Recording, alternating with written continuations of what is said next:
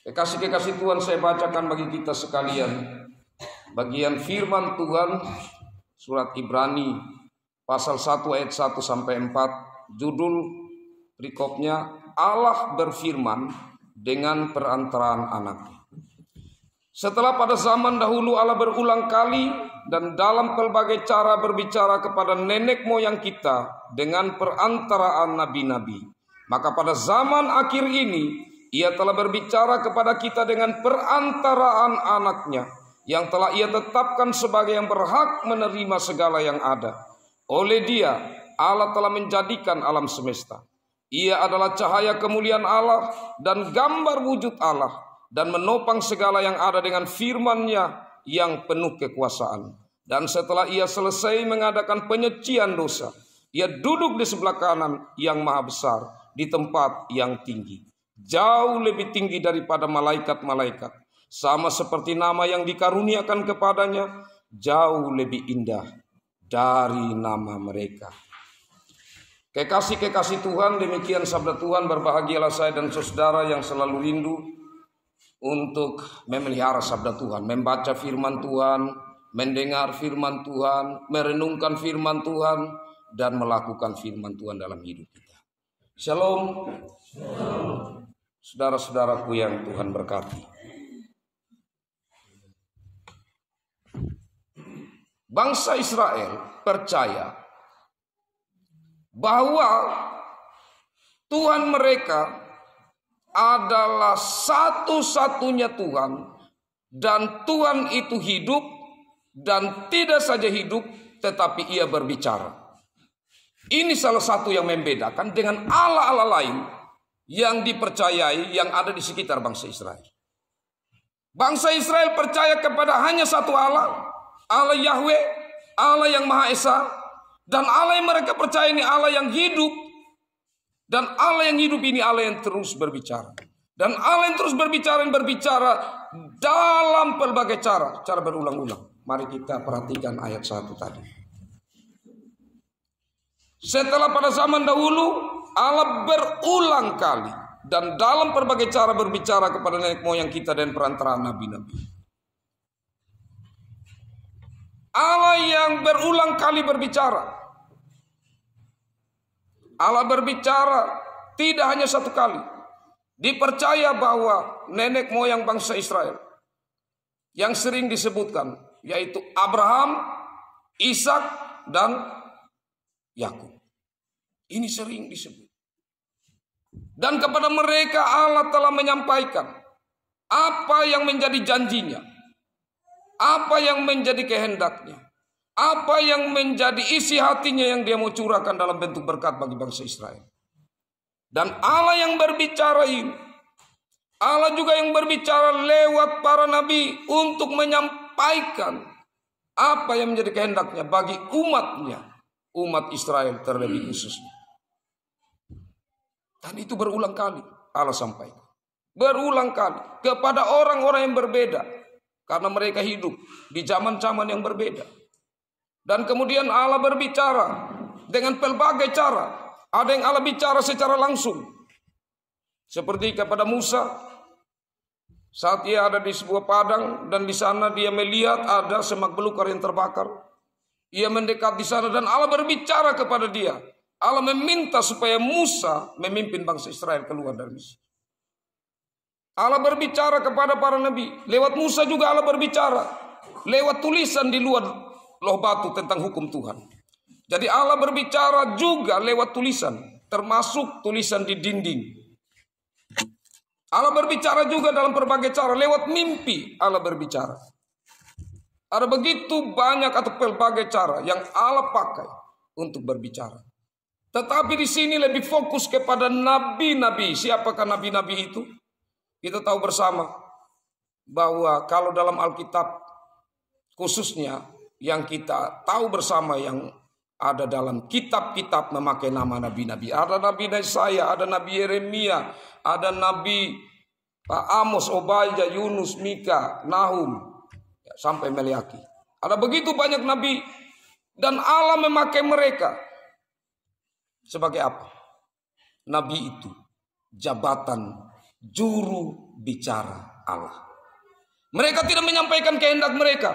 Mereka tidak menyampaikan apa pikiran mereka. Tetapi mereka menyampaikan kehendak Allah. Mereka harus menyampaikan isi hati Allah. Itu yang mereka sampaikan. Karena mereka juru bicara. Sama kalau undang, jubir.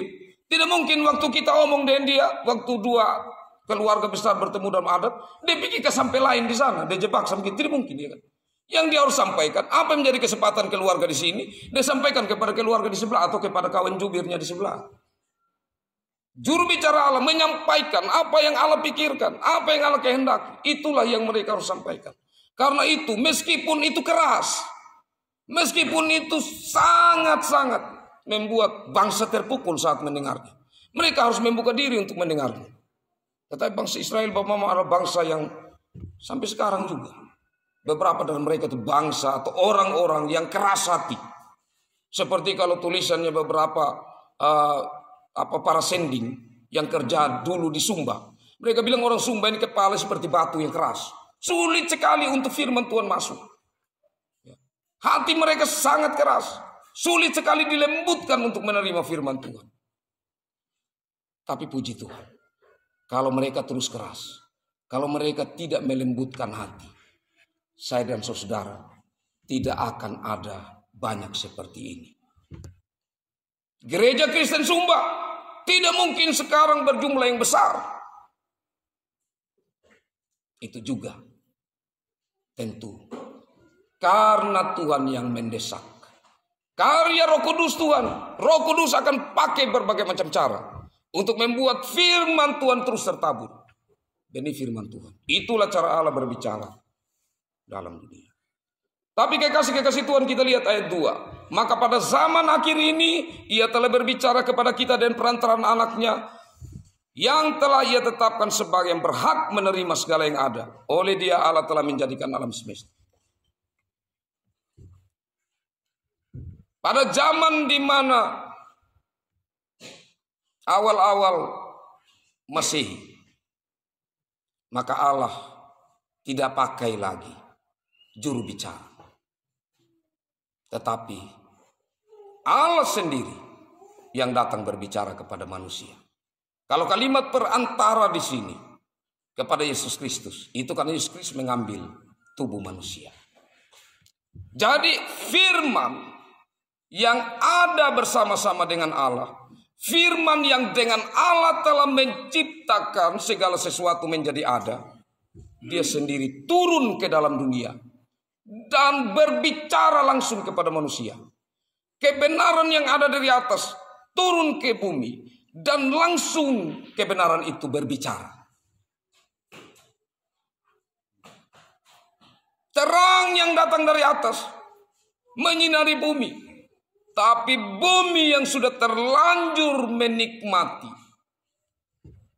kesuramannya, yang menuju kepada kegelapan total, menolak terang itu, malah menyalibkan sang terang itu. Kekasih-kekasih Tuhan, Allah berbicara lewat Yesus Kristus. Siapakah Yesus Kristus itu? Pasal 3, ayat 3 maksudnya. Pertama, ia adalah cahaya kemuliaan Allah. Kedua, gambar wujud Allah. Ketiga, sang firman yang berkuasa atau berotoritas atau yang berwibawa. Keempat, yang adalah penebus dosa. Dan yang berikut, yang dimuliakan. Pertama, Yesus Kristus cahaya kemuliaan Allah. Pada waktu pertama kali kalau Bapak memperhatikan di kitab Kejadian pasal 1 tentang penciptaan, hari pertama yang diciptakan Allah itu apa? Terang. Dan siapa-siapa yang menciptakan terang itu? 3 pribadi. Bapa, Anak, Roh Kudus. Dan dari 3 pribadi itu, pribadi yang kedua, sang terang itu sendiri atau firman itu sendiri yang dikatakan dalam Yohanes atau Injil Yohanes, ia turun ke dalam dunia untuk supaya terang itu terpancar. Berbicara tentang terang, berbicara tentang cahaya, Bapak Mama kekasih Tuhan. Cahaya ini mempunyai keistimewaan yang luar biasa. Cahaya ini kan kita bisa lihat. Tapi Bapak Mama, cahaya bisa ditimbang. Jangan coba-coba mau cari sia-sia. Woi, saya mau timbang cahaya. Karena sesuatu yang kelihatan secara ilmu fisika, semua pasti bisa ditimbang. Sekali lagi, secara ilmu fisika, semua yang bisa kelihatan pasti bobotnya dapat dinilai atau dapat ditimbang atau dapat diukur beratnya. Bahkan yang tidak kelihatan seperti angin, kita bisa ukur beratnya. Saat angin diisi di dalam satu wadah seperti balon, maka balon itu menjadi berat. Bobotnya dapat diukur. Berapa kandungan angin di dalamnya? Saat isi angin dalam balon bisa diukur bobotnya berapa. Tidak kelihatan. Tetapi cahaya yang kelihatan, bagaimanakah bisa diukur beratnya? Yang berikut kekasih-kekasih, coba buat kaca yang seperti akuarium, tapi itu ditutup mati sama sekali, dilem sama sekali. Apakah udara dari luar bisa masuk ke dalam? Tidak bisa. Tapi apakah cahaya bisa tembus ke dalam? Bisa. Kaca tebal bagaimanapun, cahaya bisa tembus masuk. Karena itu kenapa Allah menggunakan kalimat cahaya kemuliaan Allah kepada Yesus Kristus. Itu gambaran yang secara manusia kita hanya mampu ditangkap dengan hikmat yang besar perlahan-lahan. Karena pada akhirnya ada orang yang bisa menciptakan satu alat yang sangat detail untuk melihat yang bagian-bagian paling kecil. Seperti kalau kita bilang mikroba atau apalah. Tapi ini lebih kecil lagi kalau mau lihat yang cahaya. Dan alat itu dibuat, diteliti. Ternyata dalam cahaya ini terlihatlah berbagai warna-warni yang sangat indah. Dan saat orang itu melihat, dia merasakan sebuah kemuliaan yang luar biasa. Dia merasakan sebuah kekayaan yang luar biasa. Dia melihat sebuah keindahan yang luar biasa. Bapak Mama kekasih Tuhan. Itulah kenapa cahaya kemuliaan. Karena di dalam cahaya itu mengandung unsur kemuliaan yang sungguh luar biasa. Warna-warni yang sangat indah. Karena itu Yesus adalah cahaya kemuliaan. Yang kedua di sini dikatakan bahwa Yesus gambar wujud Allah. Ini mengingatkan saya dan saudara saat pertama kali Allah menciptakan manusia. Baiklah kita menciptakan manusia menurut gambar dan rupa kita. Atau menurut gambar dan wujud kita. Tetapi wujud di sini Bapak Mama, tetapi rupa di sini, tetapi gambar di sini. Jangan kita lihat fisik. Itu kedua. Karena bukan itu yang paling pertama saat Allah memberikan kepada manusia. Bukan fisik. Karena ingat ya saya bilang tentang Yesus Kristus. Rupanya pun tidak semarak. Orang tidak suka lihat dia. Yesus datang ke dunia. Orang barat menggambar Yesus ganteng sekali. Yesus tidak ganteng-ganteng amat. Karena gambaran Allah bukanlah gambaran pertama-tama tentang fisik. Tetapi gambar dan rupa Allah yang dimaksudkan adalah sifat Allah, adalah karakter, adalah hakikat Allah yang Allah berikan kepada kita manusia. Contohnya, karakter, sifat, hakikat Allah yang Allah berikan kepada manusia. Manusia mempunyai daya cipta. Manusia memiliki kasih. Manusia di dalamnya ada kebenaran. Manusia di dalamnya ada keadilan. Dan seterusnya. Coba kita lihat kalau burung saja ambil contoh. Kalau di dalam gereja kita perhatikan kalau burung gereja, burung pipit. Dia buat sarang. Kita lihat sekali ini sarangnya. Om Koster lihat, dia ambil rumput-rumput. Dia ambil rumput-rumput kemudian dia buat. Tiba-tiba Om Koster datang lagi 1 bulan berikut. Burung ini sudah buat sebuah rumah yang gagah sekali. Itu kan tidak mungkin. Karena dia lihat gedung gereja mau bangun baru. Dia juga mau bangun baru yang bagus. Tidak mungkin. Dia punya pikiran sangat terbatas. Berhubungannya bahkan lebih kepada naluri. Untuk bagaimana hidup, bertahan hidup. Untuk makan dan makan. Itu hewan. Beda sekali dengan manusia. Kenapa? Karena gambar Allah, hakikat Allah ada dalam diri manusia. Daya cipta. Ya. Kekasih-kekasih Tuhan.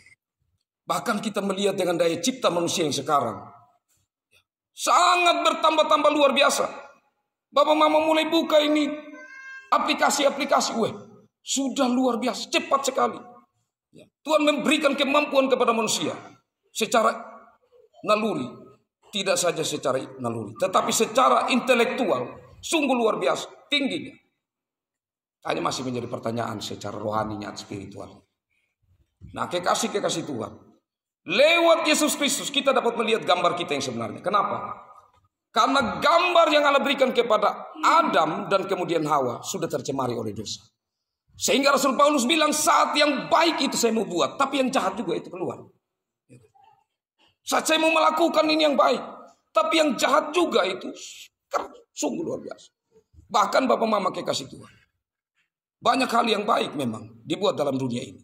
Coba kita perhatikan, budaya-budaya yang ada, itu kan bukan wahyu Allah. Wahyu Allah hanya Alkitab. Satu-satunya wahyu Allah, tidak ada lain. Mau lihat berbagai kebenaran yang ada dalam budaya, itu kebenaran yang bukan wahyu. Kenapa? Karena manusia memang diberikan hakikat Allah. Ia bisa membuat sesuatu yang baik.